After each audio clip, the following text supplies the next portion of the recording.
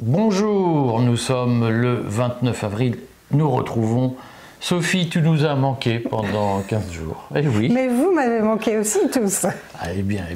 On va parler d'un sujet terrible, on va pouvoir s'engueuler et je vais pouvoir encore ramener mes souvenirs d'anciens combattants.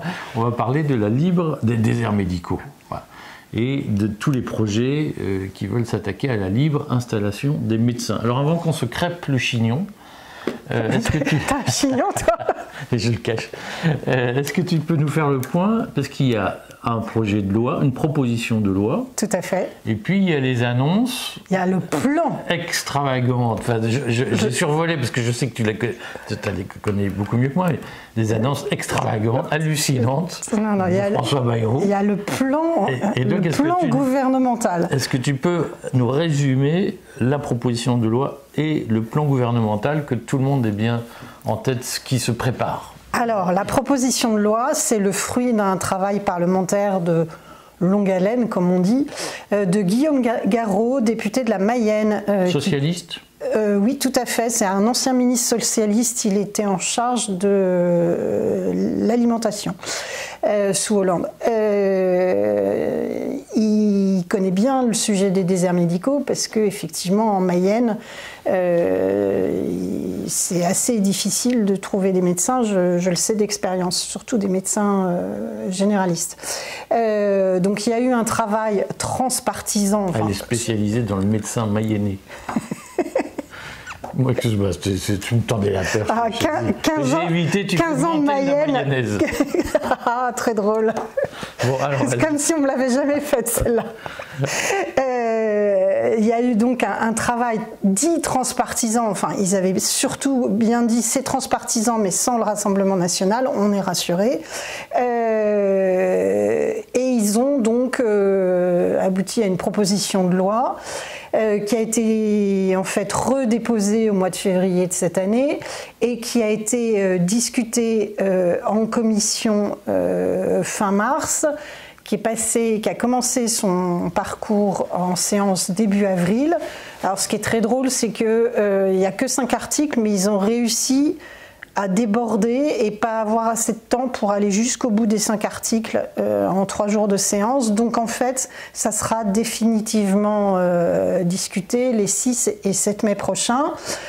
Il faut se souvenir que dans cette proposition de loi, il y a le premier article qui est celui qui fait le plus polémique, notamment auprès de la communauté médicale, qui est que les agences régionales de santé, que tout le monde adore, vont décider de l'installation des nouveaux médecins. C'est-à-dire que dans des zones où il n'y a pas de souci de tension, ils pourront s'installer comme ils veulent, la situation actuelle, mais que dans des zones que les ARS ont décidé tendues, un médecin ne pourra s'y installer qu'au départ d'un médecin en retraite. Mécaniquement, ça va fonctionner comment? C'est-à-dire que, pour qu'on comprenne, parce que moi-même, je n'ai pas compris. Donc il y a une zone, on en redira, j'espère quelques mots, une zone où il y a trop de médecins.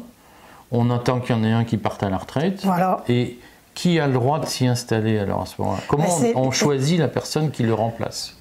En fait, c'est les médecins fraîchement diplômés qui arriveront et avant de pouvoir monter leur cabinet, ils devront demander l'autorisation d'installation à l'agence régionale de santé. Oui, mais alors, ça veut dire que moi, on va prendre l'exemple de la mayonnaise, je ne sais pas s'il y a des zones, bien on va dire Alençon. Moi, je suis médecin de campagne. Alençon, c'est pas en Mayenne, hein, attention. C'est dans l'Orne. Non, ça va, je connais quand même un minimum ma carte de géographie. Mais Laval, on va dire à Laval, il y a suffisamment de médecins. Et moi, je suis médecin au fin fond de la Mayenne depuis 15 ans. J'en ai ras-le-bol de vivre dans mon petit village. Il y a un poste qui se libère. On me dit « Ah non, mais c'est un jeune qui arrive, qui va prendre le poste, vous restez dans votre village. » C'est ça qu'on dit? C'est un peu ça. De toute façon, à partir du moment où c'est géré de manière administrative, on va devant des aberrations. Hein. De toute façon, c'est comment va être décrété le zonage. Est-ce que c'est le bassin de population? Si on peut dire 3 mots, j'ai lu, je crois que c'est Le Point, je ne suis pas sûr, qui a fait une étude sur les zones les mieux dotées en médecins, les zones les moins bien dotées en médecins.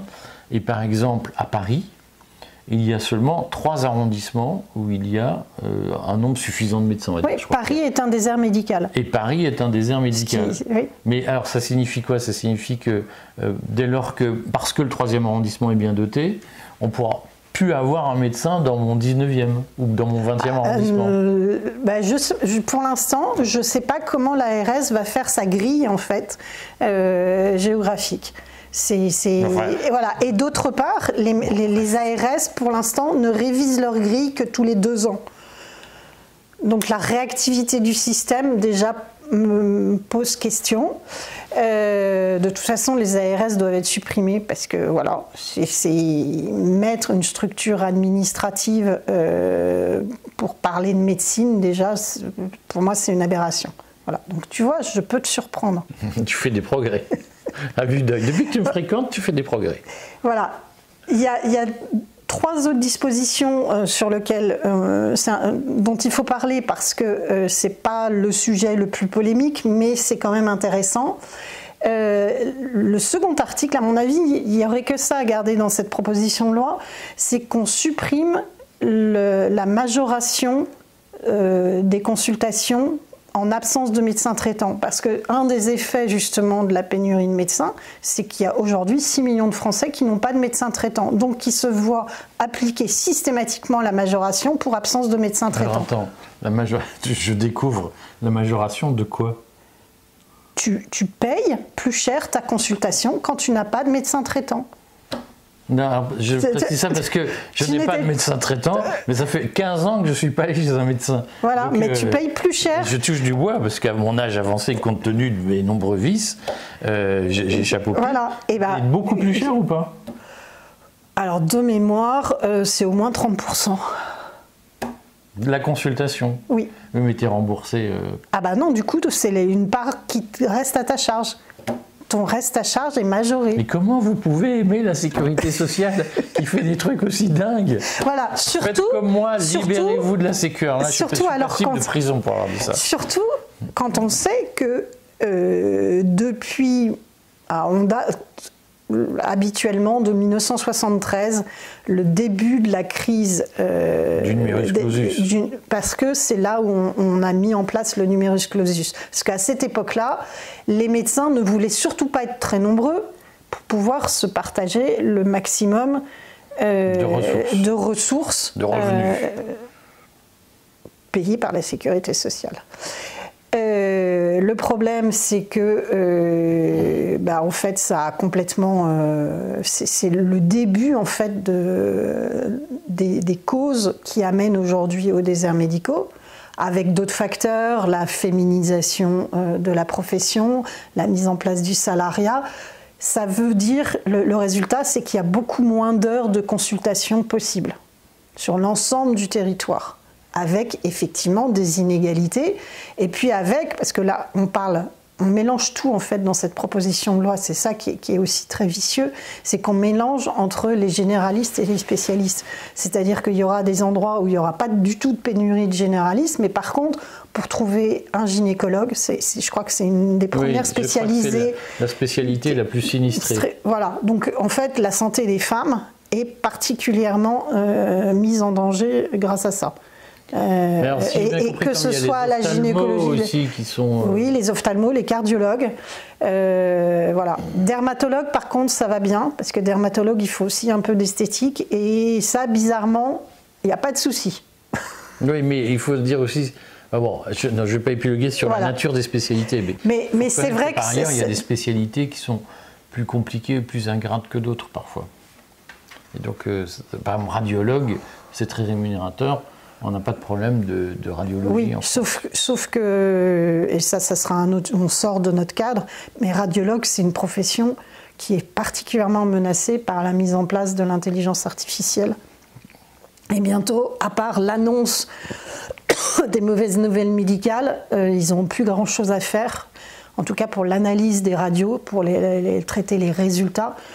l'IA fait ça beaucoup mieux qu'un praticien globalement. Tu essayes de nous faire croire qu'aujourd'hui un radiologue est débordé. Non, pas du tout. Alors, on a fait voilà, on avance. L'article 3 est aussi à retenir, à mon avis, c'est que c'est la mise en place d'une formation, en tout cas sur la première année de ce qu'on appelle PACES, une formation disponible pour les étudiants dans chaque département et un CHU par région administrative. Ce qui n'est pas tout à fait le cas aujourd'hui. Il n'y a pas de CHU en Corse, par exemple. Mais il y en a deux à La Réunion. L'article 4, là aussi, fait polémique. Alors, parce que quand même, un CHU par région, en quoi c'est une bonne nouvelle? C'est pour que les étudiants ne s'éloignent pas trop de leur famille et autres. Justement, tu parles de La Réunion, il y a des étudiants en médecine de La Réunion qui viennent faire leur spécialité à Paris, par exemple, qui viennent faire leurs années d'internat à Paris. Oui, mais ça pose une fois de plus ce problème éternel que j'ai connu lorsque j'étais à l'éducation nationale, c'est l'éducation et l'enseignement supérieur, ça sert à quoi? Ça sert à former des gens ou à faire de l'aménagement du territoire? Grande question. Et quand même, aujourd'hui, les pays mais là tu renverses le chose. Non, les pays qui ont les meilleures universités sont ceux qui ont peu d'universités très bien dotées. C'est le cas aux États-Unis, c'est le cas en Grande-Bretagne. Et nous, on continue à faire l'inverse en disant « Ah zut, on est de moins en moins bon ». Là, je crois que le but, c'est pas tellement l'aménagement des territoires, c'est surtout pour des études aussi longues que ça, c'est pour permettre aux étudiants de rester pas trop loin de leur famille et de pas, parce que c'est un facteur d'échec dans les études supérieures, c'est justement quand les étudiants se retrouvent tout seuls. Bon, ça n'a pas été notre cas, on a très bien survécu. Non, mais tant que ça pose un problème, j'entends bien. La question, une fois de plus, c'est est-ce que l'enjeu, c'est l'intérêt général ou est-ce que l'enjeu, c'est parce que les Français sont maintenant des avachis en sucre et que pour satisfaire leurs caprices, on sacrifie l'intérêt général. C'est le sujet habituel. Non, mais c'est qu'ensuite, c'est le calcul, c'est que quand on s'est formé pas trop loin de chez soi, donc on n'a pas coupé les ponts avec chez soi et on sera plus enclin à s'installer jeunes professionnels sur place. Donc l'objectif, c'est bien de faire l'aménagement du territoire. Oui, mais parce que y a besoin d'avoir des médecins partout sur le territoire. Et ça, c'est l'intérêt général. Non. on va se crêper le chignon quand même. Non, il y a dernier article qui, là pour le coup, fait autant polémique que l'autorisation d'installation, c'est le rétablissement de la permanence des soins. C'est-à-dire, en gros, c'est les gardes, les week-ends, les nuits, pour notamment les médecins généralistes. Alors là, ils sont vent debout. Oui, s'il y arrive. Voilà. Parce et alors, ce qui est intéressant... Si les urgences aujourd'hui sont débordées dans les hôpitaux, c'est pas parce qu'on coupe les moyens, c'est parce que les médecins de ville ne font plus de garde. Voilà. Rappelons-le. Ils sont obligés de faire ce qu'on appelle de la bobologie et de suppléer justement à l'absence de permanence des soins. Alors, ce qui est intéressant, c'est que lors de l'examen en commission, l'article 1 n'était pas passé.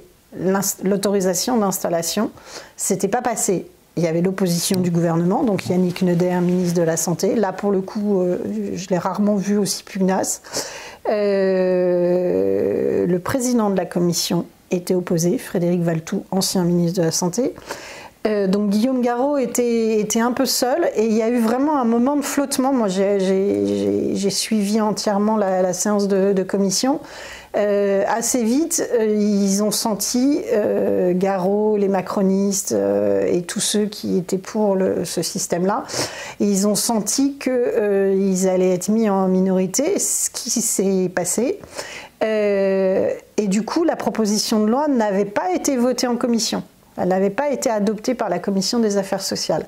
Et donc, ce n'est que dans l'hémicycle que l'article 1 a réussi à passer encore une fois avec l'opposition du gouvernement, l'opposition du Rassemblement national, mais en hémicycle, ils étaient suffisamment nombreux, en tout cas pour que l'article passe. Mais là, pour l'instant, tout est suspendu à ce qui va se passer les 6 et 7 mai. Est-ce que, à la fin, le 7 mai au soir, quand ils vont voter sur l'ensemble de la proposition de loi, est-ce que la pression qui est en train de se mettre en place et le fait que les langues se délient sur ces propositions que je trouve totalement technocratiques et totalement déconnectées du réel et des besoins des Français, peut-être que là, elle ne sera pas votée dans l'hémicycle.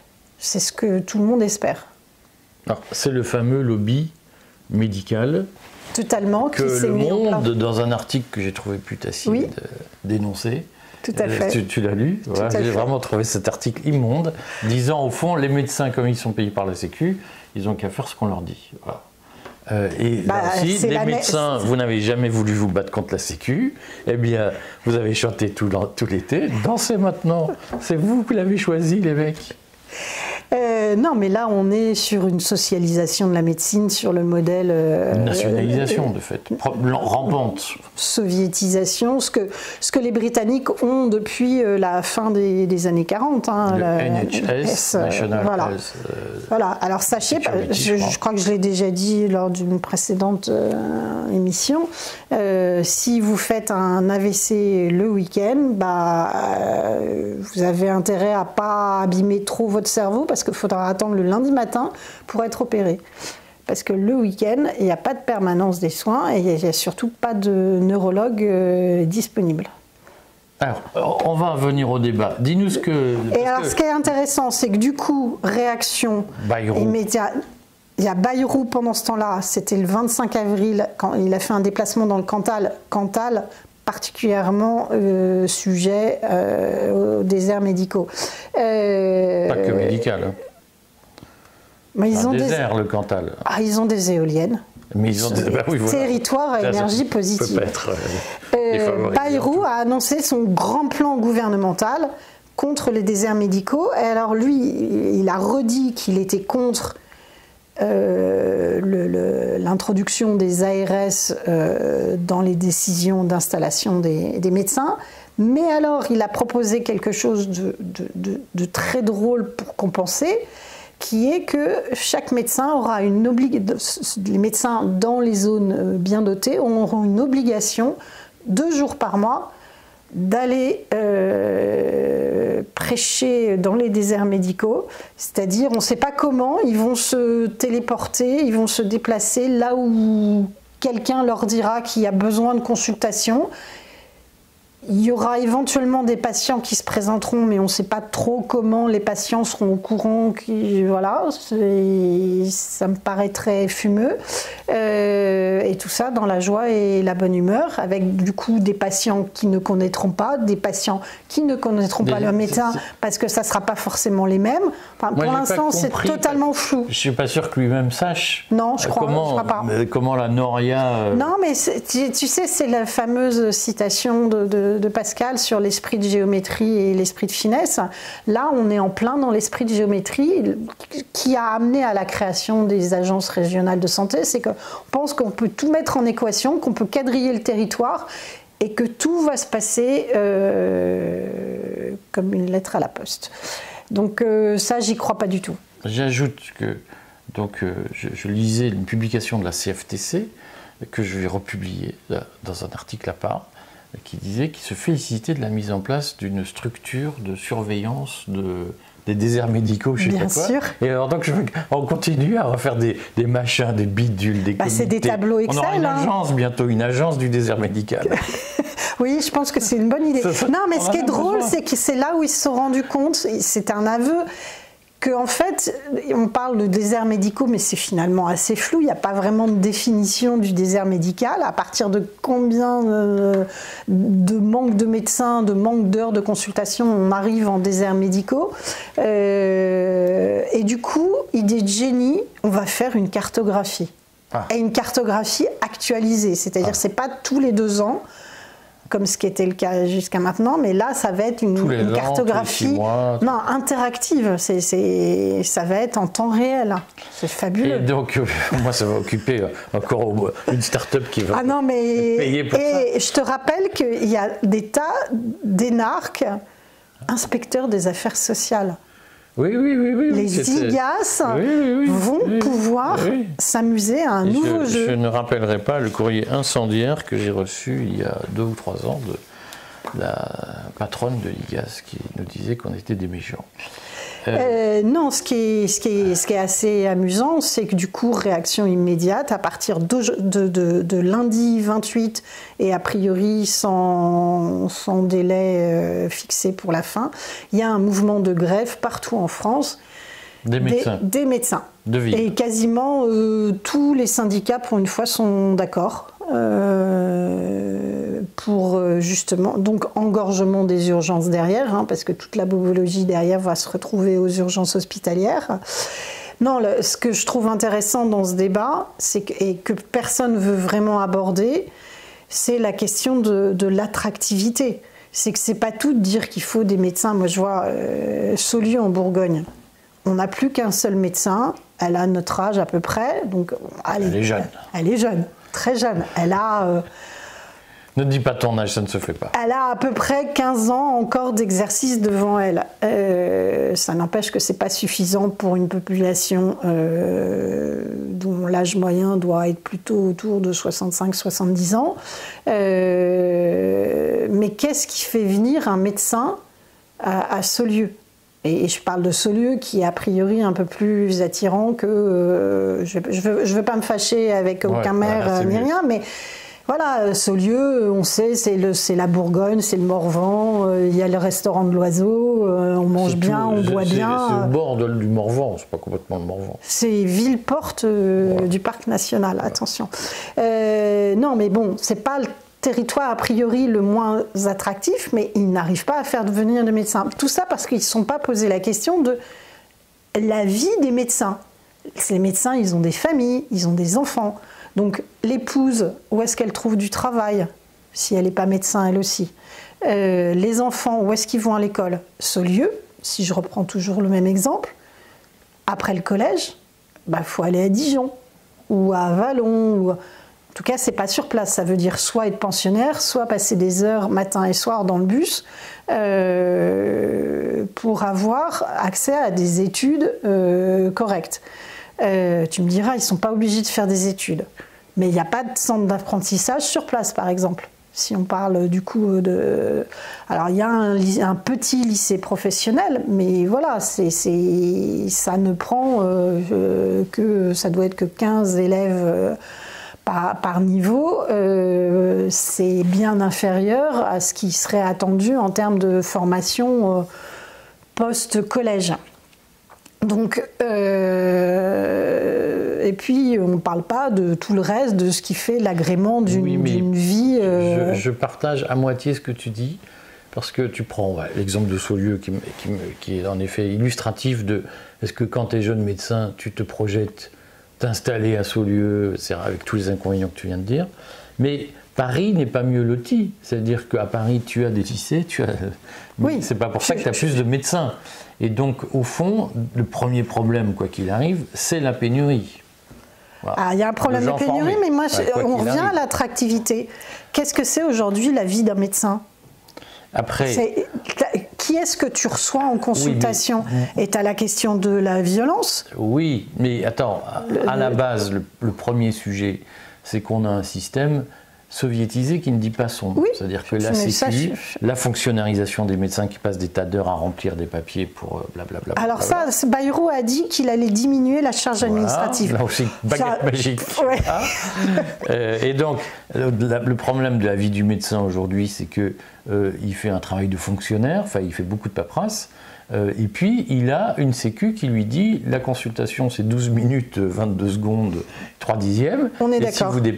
Et que ce n'est plus un médecin de ville, c'est un médecin de la sécu qui ne dit pas son nom. Oui.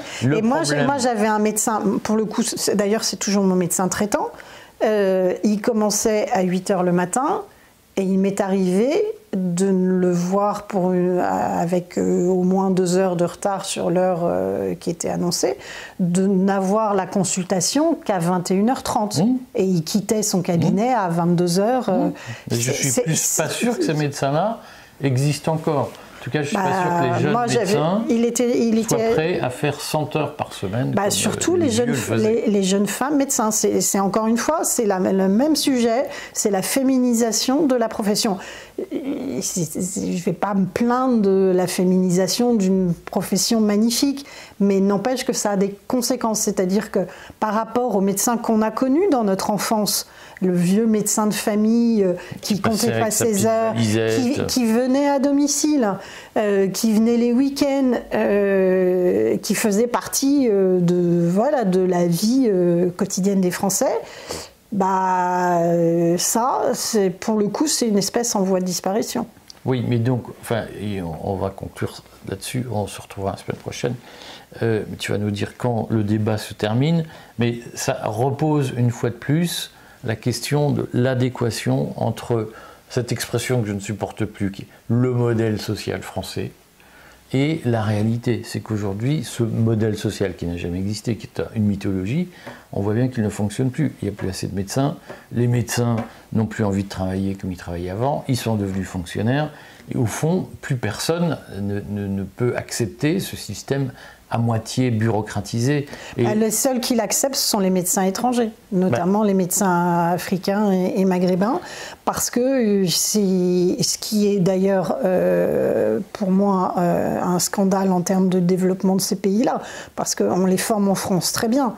Mais si on parle de déserts médicaux, leurs pays sont encore plus des déserts médicaux que la France. Donc c'est une spoliation de l'intelligence de ces pays-là, à mon sens. Mais parce qu'eux acceptent justement les conditions de la sécurité sociale. Donc pour moi, on est au cœur de l'avachissement français. C'est que les médecins aujourd'hui, comme tu le dis, sont en grève pour ne pas avoir à faire des gardes. Ils contre, en gros... Non, ils sont surtout en grève contre l'attaque contre la liberté d'installation. Et leurs syndicats iront fidèlement administrer, puisque leurs syndicats sont rattachés à l'U2P, iront fidèlement, consciencieusement, méticuleusement administrer la sécurité sociale qui les étrangle. Et donc, le problème qu'on a quand même de fond, c'est que on est contre un modèle, mais en même temps, on fait tout pour qu'ils vivent. Voilà. Et un jour, il faut assumer ces conneries. Je crois qu'il y a un écrivain qui a écrit quelque chose de très bien là-dessus, sur déplorer les conséquences. Chérir les causes des maux qu'on déplore. Voilà. Bon, à la semaine prochaine, Sophie. À la semaine prochaine.